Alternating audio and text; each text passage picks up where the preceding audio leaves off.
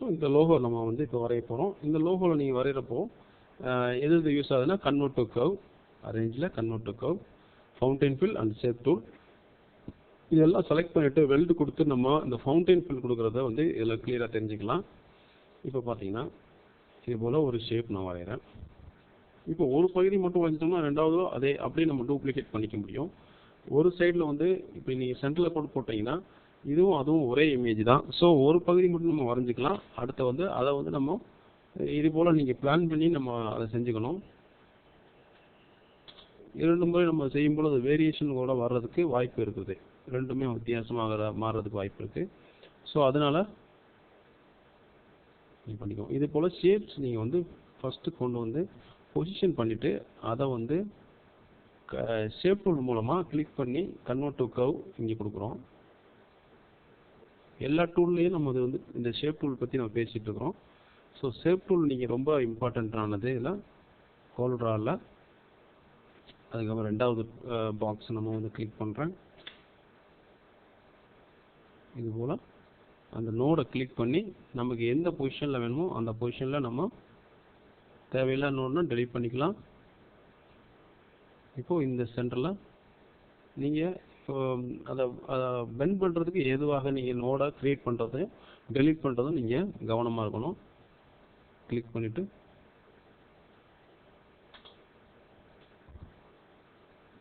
So very இன்ட்ரெஸ்டிங்கான software. நீங்கள் வந்து வெரி இன்ட்ரெஸ்டோடு நீங்கள் வந்து இதை செய்யும்போது மிக விரைவாக நீங்கள் கற்றுக்க முடியும்.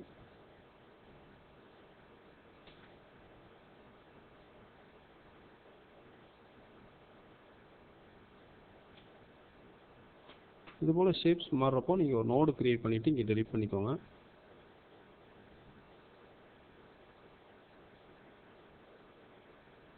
ஸோ நம்ம ஷேப்ஸுக்கு தகுந்தது போல் நீங்கள் இதை மாற்றி பொசிஷன் மாற்றிட்டிங்கன்னா நமக்கு வந்து ஈஸியாக வரைகிறதுக்கு ஈஸியாக இருக்கும்.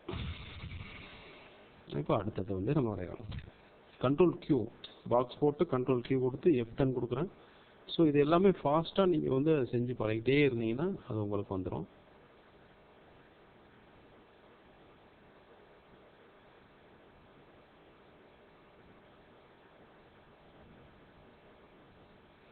Single click convert to curve கொடுத்து இப்போ நான் ஷேப் பண்ணுறேன்.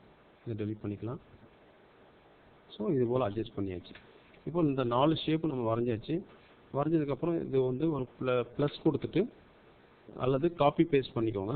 பண்ணிவிட்டு இதை வந்து நீங்கள் எடுத்து வச்சுட்டு இதை வந்து இங்கே ஃப்ளிப் ஹரிசாண்டல் இங்கே இருக்குது. அதை கொடுத்தீங்கன்னா ஃப்ளிப் ஹரிசாண்டல் கொடுத்தோம்னா அது அப்படியே அந்த பொசிஷனில் நம்ம எடுத்து வச்சுக்கலாம். ஸோ இப்போ என்ன பண்ணுறோன்னா எல்லாத்தையுமே செலக்ட் பண்ணிவிட்டு டோட்டலாக எல்லா நோட்ஸையும் இப்போ செலக்ட் பண்ணிக்கிறேன். இப்போ எப்படி செலக்ட் பண்ணோன்னா இப்படி பிக் டூல் வச்சு டோட்டலாக நம்ம வந்து இந்த பகுதியை செலக்ட் பண்ணிவிட்டு இப்போது வெல்டு கொடுத்துட்டோம். வெல்டு கொடுத்ததுக்கப்புறமா இந்த பகுதியில் போய் நீங்கள் கலர் அப்ளை பண்ண முடியும். இப்போ ரெட்டு இந்த ஏரியாவில்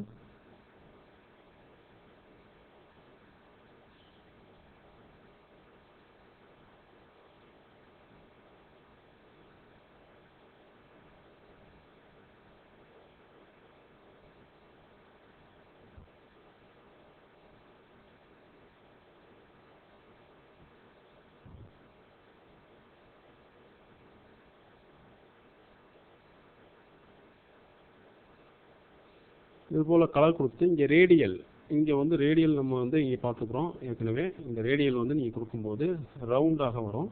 ரேடியல் கொடுக்கும்போது இது ஒரு பொசிஷன் நீங்கள் மாற்றுறதுக்கு நீங்கள் இன்ட்ராக்டிவ் டூலை நீங்கள் எடுத்துக்கலாம்.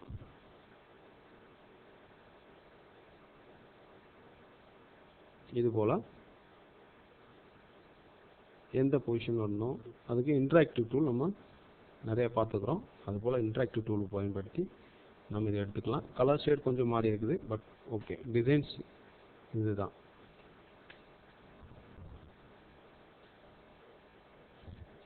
இது போல் இந்த லெட்டர்ஸை நீங்கள் கேப்ஸ் லாக் ஆன் பண்ணிவிட்டு பண்ணிக்க முடியும். டைப் பண்ணி வச்சுட்டு இதோட ஃபாண்ட் ஸ்டைல் நம்ம வந்து எடுத்துக்க முடியும்.